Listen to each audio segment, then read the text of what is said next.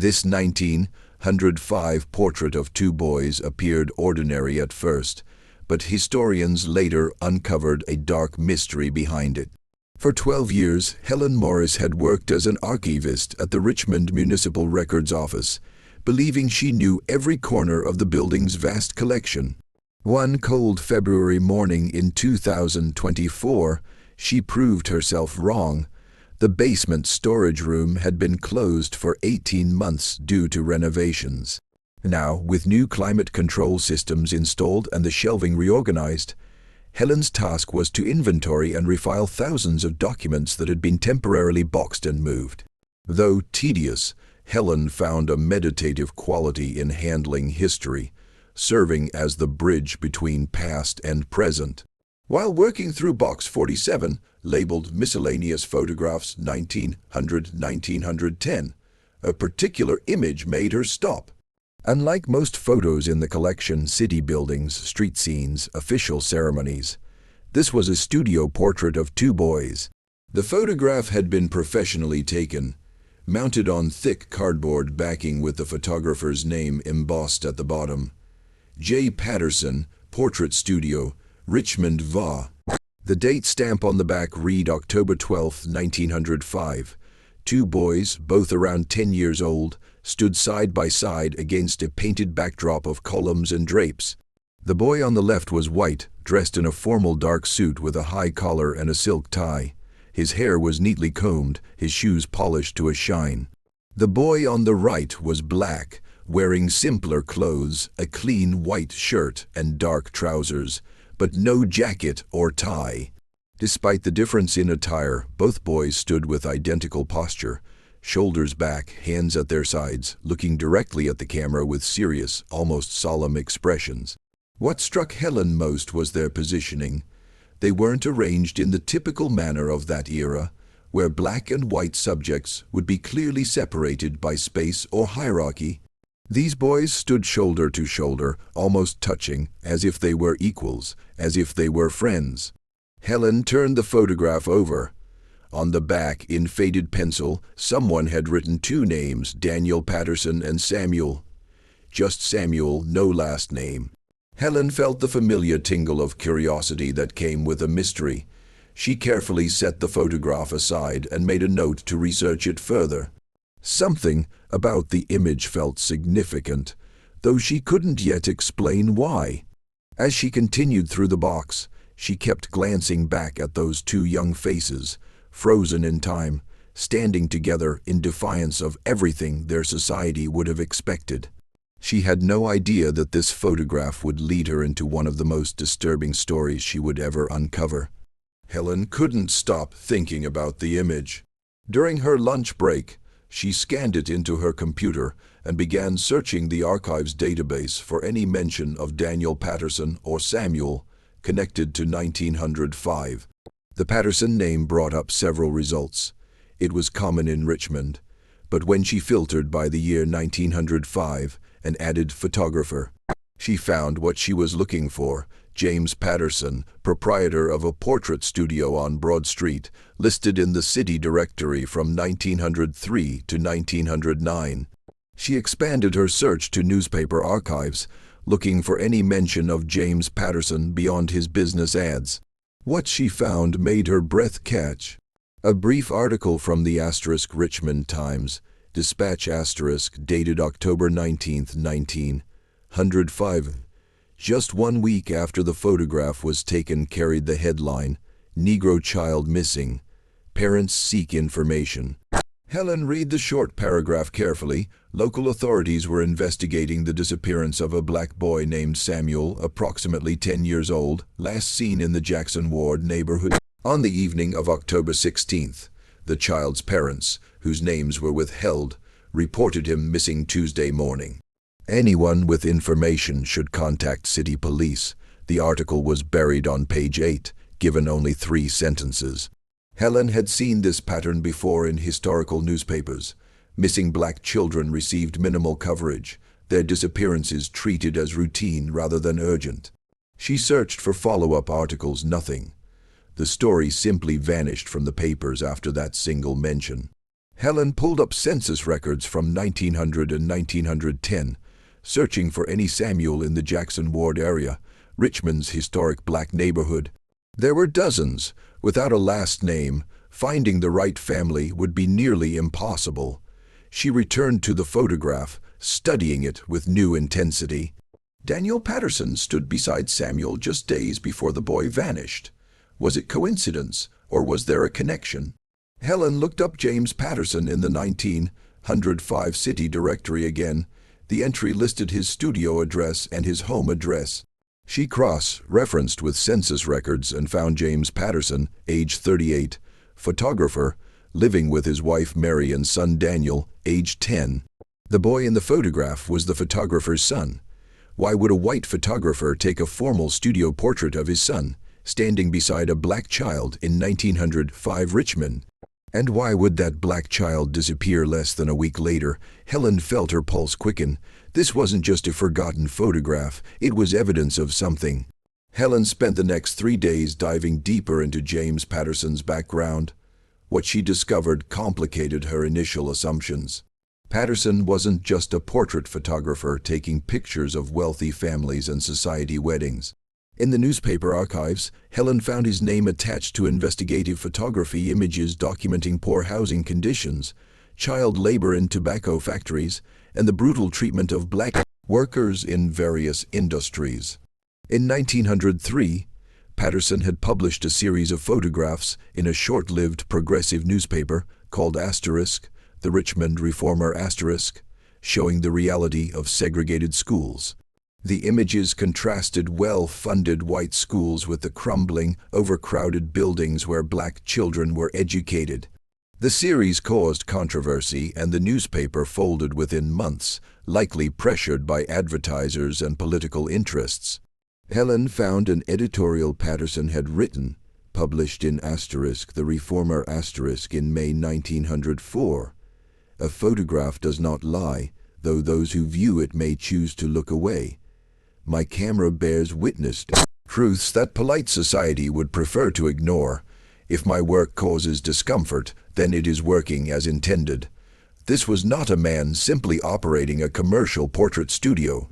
This was someone using photography as a tool for social documentation and reform. Helen contacted Dr. Marcus Webb, a historian at Virginia Commonwealth University, who specialized in progressive era journalism and racial justice movements. They met at a coffee shop near the university, and Helen showed him copies of what she'd found. Dr. Webb examined the photograph of the two boys carefully. "This is extraordinary," he said. A formal studio portrait of a white child and a black child posed as equals in 1905. That alone would have been provocative. But given Patterson's history as a reformist photographer, this feels intentional. "What do you think he was documenting?" Helen asked. Dr. Webb was quiet for a moment, his finger tracing the edge of the photograph. "Fear," he finally said. "I think he was documenting fear. Look at their faces. Neither boy is smiling, which was unusual for children's portraits even then. They look serious, almost worried, and if Samuel disappeared a week later, Patterson may have suspected something was going to happen. But what? What could make a child disappear?" Dr. Webb's expression grew grim. In 1905 Richmond, many things. Black children were vulnerable in countless ways. To violence, to being seized and forced into labor contracts, to being committed to reform schools on fabricated charges.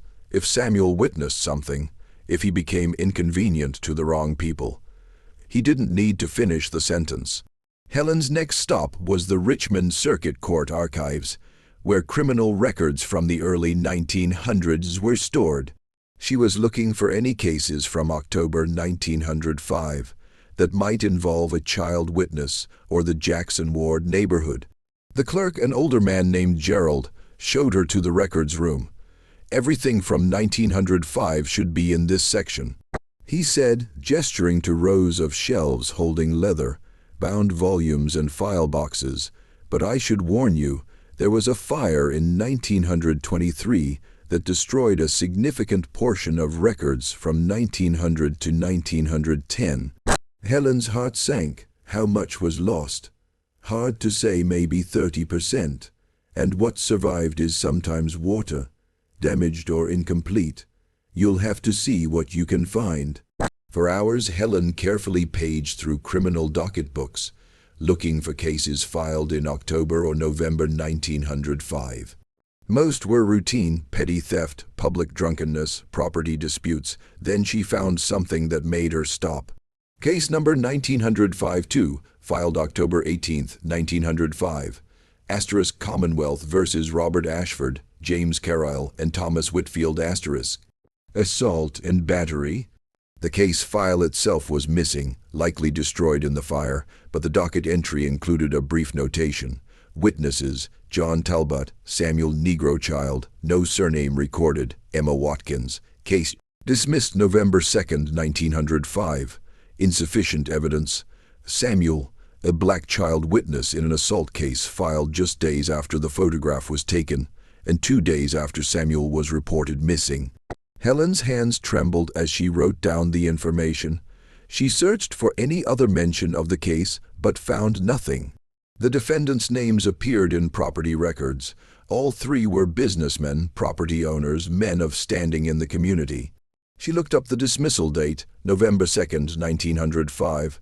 The case had been dropped exactly 2 weeks after Samuel disappeared. Helen photographed the docket entry and continued searching. She found one more reference in a different volume, a petition filed by James Patterson on October 20, 1905, requesting police protection for a juvenile witness in danger of retaliation. The petition had been denied with a handwritten notation: insufficient grounds, petitioner's concerns deemed speculative. The pieces were falling into place. Samuel had witnessed an assault. James Patterson, aware of the danger this posed to a black child who could testify against white men, had tried to get him police protection. When that failed, Patterson had brought Samuel and his own son to his studio and photographed them together, creating a record, evidence that Samuel existed, that he was real, that he mattered. And then, 4 days later, Samuel vanished. Helen knew she needed to talk to people who understood the history of Jackson Ward, Richmond's black community in the early 1900s.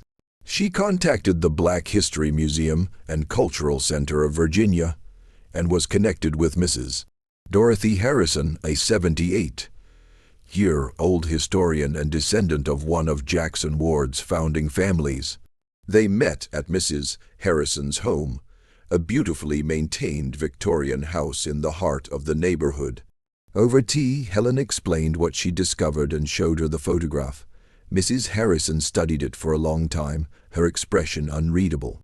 "My grandmother used to tell stories," she finally said, "stories about children who disappeared, not runaways that happened too, but children who were taken, stolen essentially by a system that didn't consider black children worthy of protection." "What happened to them?" Helen asked. "Different things. Some were forced into labor contracts, essentially re-enslaved under different names. Some were committed to industrial schools, which were really prisons. Some were sent away to other states, to places where cheap child labor was needed. And some," she paused, her voice heavy, "some simply disappeared and their families never learned what happened." Mrs. Harrison pointed to the photograph. "But families also fought back. When they could, when they had warning, they ran. They left everything behind and went north, to Philadelphia, New York, Boston, anywhere that might be safer. They changed their names, created new identities, broke all ties with the South to protect themselves. You think that's what happened to Samuel's family? It's what I would have done," Mrs. Harrison said simply. "If my child was in danger, if powerful men wanted him silenced, I wouldn't wait for the law to protect him. The law didn't protect black children. We protected ourselves." She stood and retrieved a worn ledger from her bookshelf. "This belonged to my great-uncle. He was a deacon at First African Baptist Church in the early 1900s. The church kept unofficial records, births, marriages, deaths, but also departures. When family fled north, the church would note it, partly to remember them and partly to help others who might follow." Helen watched as Mrs. Harrison paged through the ledger, her finger tracing down columns of names and dates. Then she stopped. "Here," she said, turning the book toward Helen. October 1905, the Williams family departed suddenly for Philadelphia. Father Thomas, Mother Ruth, son Samuel, age 10. May God keep them safe in their journey. Helen stared at the entry. Samuel Williams, finally a full name. Williams was a common name. Mrs. Harrison cautioned, and they likely changed it when they reached Philadelphia. That's what most families did.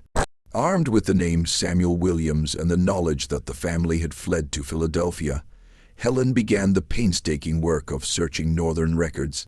She reached out to genealogical societies, Black history archives, and church records in Philadelphia. The challenge was immense. If the family had changed their name, Samuel Williams could have become anyone.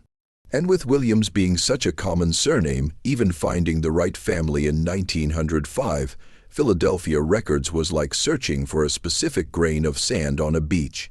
Helen created a search profile, a family of 3, Father Thomas, Mother Ruth, son Samuel, arriving in Philadelphia around October or November 1905 from Virginia.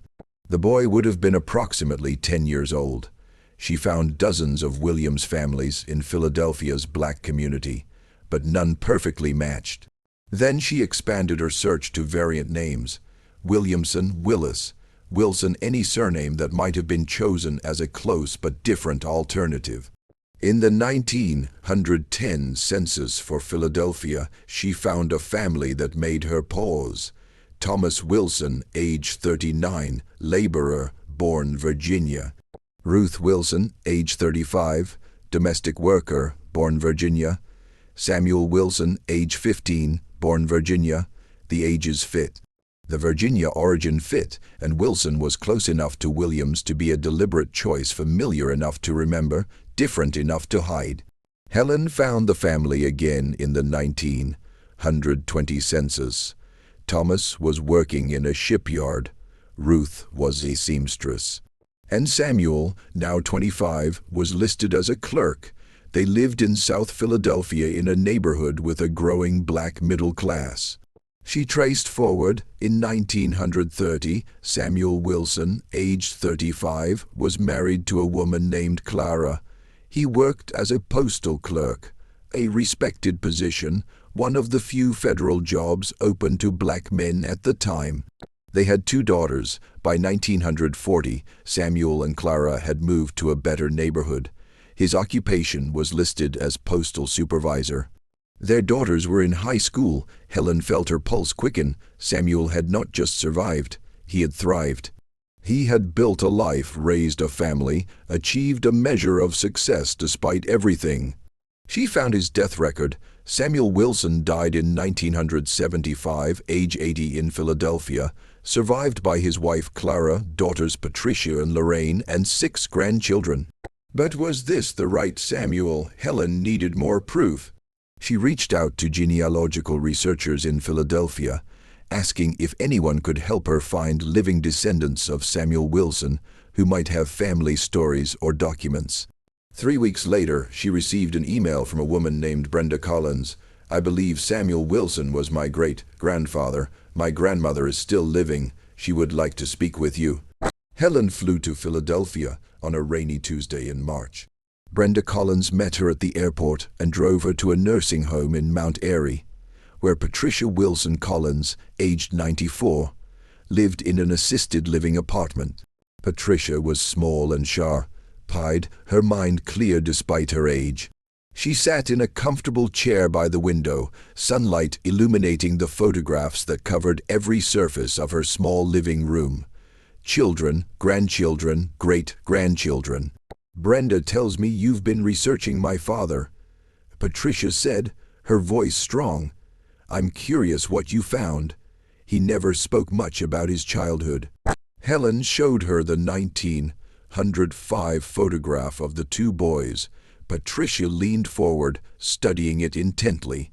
"That's him," she said quietly. "I don't know how I know, but I do. Those eyes. My father had those same eyes, serious, watchful, like he was always expecting something bad to happen." "Did he ever talk about Richmond, about Virginia?" Patricia shook her head. "Never. When we were children, we asked where he grew up, and he would only say down south and change the subject. My mother told us not to push. She said some memories were too painful to revisit. But he kept some things. Brenda interjected. Grandma, show her the box. Patricia nodded toward a cabinet. Brenda retrieved a small wooden box, worn smooth with age. Inside were a few precious items. A marriage certificate for Thomas and Ruth Wilson from 1892, issued in Virginia. A baptismal record for Samuel, dated 1895, and a letter, yellowed and fragile, dated October 15, 1905. Helen's hands shook as she carefully unfolded the letter. It was written in careful, formal script, asterisk, to whom it may concern, let it be known that Samuel Williams, age 10, son of Thomas and Ruth Williams, sat for this portrait on October 12, 1905, in my studio at 412 Broad Street, Richmond, Virginia. He is a boy of good character and sharp intelligence. Should any harm come to him or his family, let this photograph serve as testimony that they existed, that they mattered, that they were seen. James Patterson, photographer. Asterisk. Helen felt tears prick her eyes. Patterson had known. He had documented Samuel, created evidence of his existence, because he understood that the boy was in danger. There's something else, Patricia said. She reached into the box and pulled out a small photograph separate from the others. It showed an older white man with graying hair standing in front of a photography studio. On the back was written, asterisk, Mr. Patterson, the man who saved us. Asterisk, my father kept this his entire life. Patricia said. He told me once near the end that a white man had warned his parents, had tried to protect him, had given them money to leave Richmond. He said that man's photograph of him with the white boy was meant to say, this child is worth remembering. Back in Richmond, Helen continued investigating the assault case that had triggered Samuel's disappearance. With the defendants' names Robert Ashford, James Carlyle, and Thomas Whitfield, she began researching who these men were and what Samuel might have witnessed. Property records showed all three were successful businessmen. Ashford owned several tobacco warehouses, Carlyle was a building contractor, and Whitfield managed a coal supply company. They were exactly the kind of men who would have had power and influence in 1905 Richmond. Helen found their names in society pages, business announcements, even on charitable board memberships. These were respected citizens, at least in the white community's eyes. Then she found a small article in a black newspaper, the asterisk Richmond Planet asterisk, published on October 21, 1905. The asterisk Planet asterisk, run by pioneering black journalist John Mitchell Jr., often covered stories that white newspapers ignored. Asterisk, we have learned that charges of assault against 3 white businessmen were quietly dismissed this week despite the existence of witnesses to their attack on a Negro laborer in Jackson Ward. Sources indicate that a child witness has disappeared and remaining witnesses have been persuaded to recant their testimony. Once again, justice proves elusive when the accused are white and the victims are colored. We ask, how many more must suffer before the law applies equally to all? Asterisk, the article didn't name Samuel, but Helen now understood the full picture. 3 white men had assaulted a black man, possibly severely, possibly fatally. Samuel had witnessed it. James Patterson, aware of the case and the danger to Samuel, had documented the boy's existence through photography. When Patterson's petition for protection was denied, Thomas and Ruth Williams made the desperate decision to flee with their son. Helen found one more piece of the puzzle in the death records. In late October 1905, a man named Joseph Williams, no relation to Samuel's family, based on her research, died of injuries sustained in an assault. No one was ever charged. The 3 businessmen had gotten away with it. Samuel's testimony would have been crucial, but without him, the case collapsed. The other witnesses, likely intimidated or threatened, recanted. Justice was denied, but Samuel survived. His parents' quick action, Patterson's warning, and their own courage saved him. They lost everything, their home, their community, their history, but they kept their son alive. Helen sat in the archives, surrounded by documents that told a story of injustice and resilience, of a system designed to silence black voices and the people who fought back in whatever ways they could. She thought about Samuel, living his entire adult life as Samuel Wilson, carrying the weight of what he'd witnessed, never speaking of it even to his own children. She thought about Thomas and Ruth, who had made the hardest choice parents could make, to uproot everything for their child's safety. And she thought about James Patterson, who had used his privilege and his craft to bear witness, to create evidence to say, "This child matters." Helen knew the story wasn't complete without finding Daniel Patterson's descendants. The boy in the photograph, standing beside Samuel, was now part of this history too. She began searching for Daniel Patterson in records after 1905. She found him in the 1910 census, age 15, still living with James and Mary Patterson in Richmond. By 1920, Daniel had moved to Washington, D.C., where he worked as a newspaper photographer following his father's profession. The trail led Helen to Daniel's grandson, a retired journalist named Michael Patterson, who lived in Arlington, Virginia. When Helen called him and explained her research, he was immediately interested. "My grandfather never talked much about his childhood either," Michael said when they met at his home the following week, "but I found some of his papers after he died. There was a journal from when he was young. Let me find it." Michael returned with a leather-bound notebook, weathered but intact. He opened it to a page marked with a ribbon. "This entry is from October 1905. My grandfather was 10 years old. He wrote, *Today, father brought a boy named Samuel to the studio. He told me Samuel was in danger and that we needed to remember him. To make sure people knew he was real, we stood together for the photograph. Samuel was scared but trying to be brave. Father said, sometimes taking a picture is the most important thing a person can do." 3 days later, Samuel was gone. Father tried to find out what happened to him, but no one would say. "I think about him often and hope he's safe somewhere."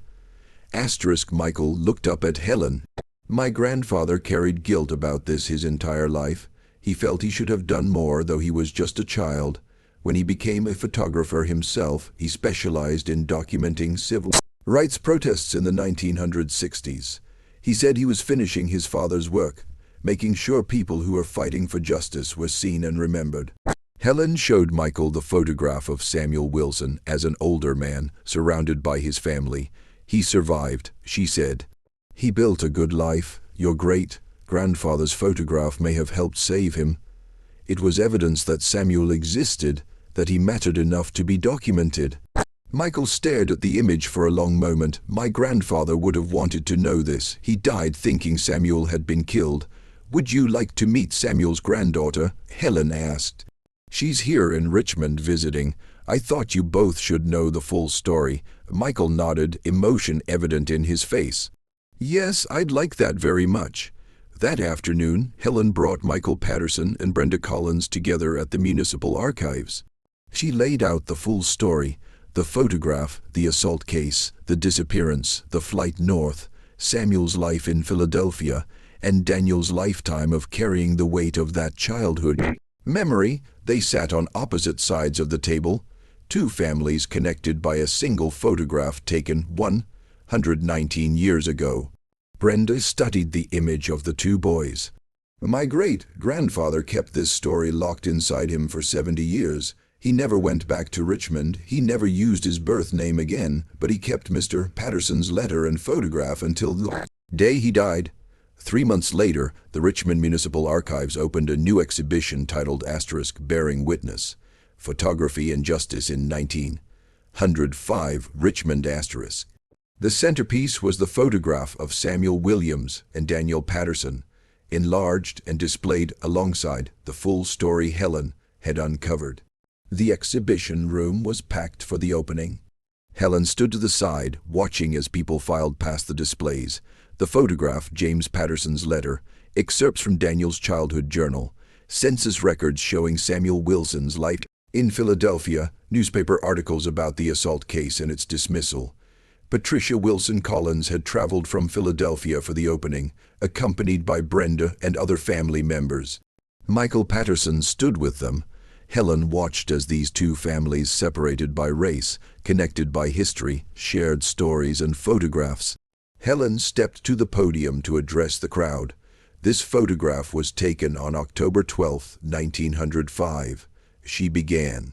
In it you see two 10-year-old boys standing side by side in a Richmond photography studio. One is white, one is black. In the segregated South of 1905, this alone would have been unusual, but this photograph is more than unusual. It's an act of documentation, of defiance, and of hope. She told the story methodically, walking the audience through each discovery. She explained how Samuel Williams witnessed a crime, how James Patterson tried to protect him, how the family fled to survive, and how Samuel lived a long life under a new name, never returning to the place of his birth. James Patterson understood something crucial. Helen continued. He understood that photographs could serve as evidence not just of events, but of existence itself. In a society that systematically rendered black lives invisible, that dismissed black testimony, that allowed black children to disappear without investigation, Patterson used his camera to say, "This child is real, he exists, he matters, remember him." She gestured to the enlarged photograph. Samuel Williams became Samuel Wilson and lived until 1975. He raised daughters, worked as a postal supervisor, served his community. He never spoke of Richmond, never acknowledged his past, because the trauma of that October was too deep. But he kept three things: his parents' marriage certificate, his baptismal record showing his birth name, and James Patterson's letter explaining why this photograph was taken. Helen turned to where Patricia and Michael stood together. Today, Samuel's granddaughter and James Patterson's great-grandson meet for the first time. Two families connected by an act of courage and compassion across racial lines in one of the darkest periods of American history. Patricia stepped forward, her voice clear and strong despite her age.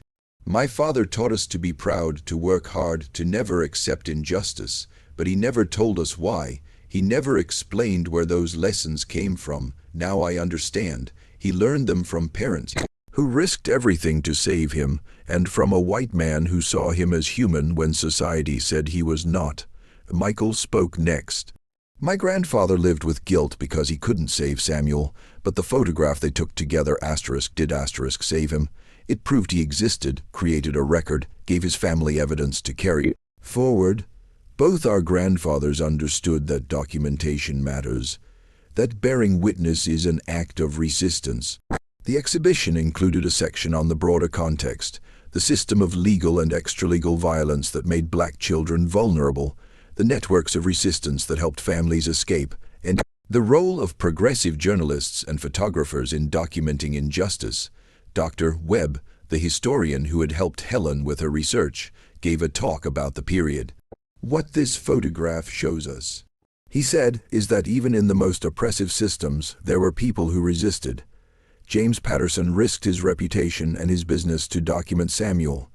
Thomas and Ruth Williams made the agonizing choice to abandon everything they knew to protect their son. These acts of courage were happening constantly, but they were rarely documented. Most were lost to history. This photograph survived by accident, forgotten in a box in a basement.